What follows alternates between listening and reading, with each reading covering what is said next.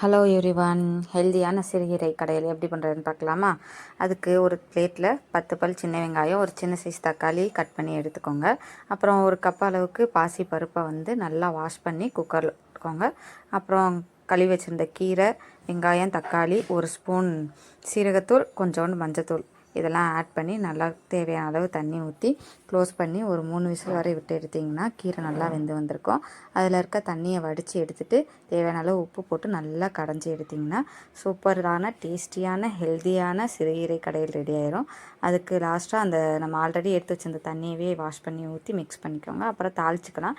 எண்ணெய் ஊற்றி கடுகு, சீரகம், பெருங்காயத்தூள், வரமிளகா, கருவேப்பிலை போட்டு நல்லா தாளித்து எடுத்திங்கன்னா நம்ம ரெடி பண்ண கடையில் ரெடி ஆயிரும். மார்னிங் பிரேக்ஃபாஸ்ட்டுக்கு பார்த்திங்கன்னா இட்லி, சாம்பார் தான். அப்புறம் அந்த கீரையவே சாப்பாட்டில் போட்டு கிண்டி அவருக்கு லஞ்சு பேக் பண்ணியாச்சு. சைடிஷ்க்கு வாழைக்காய் ஃப்ரை தான்.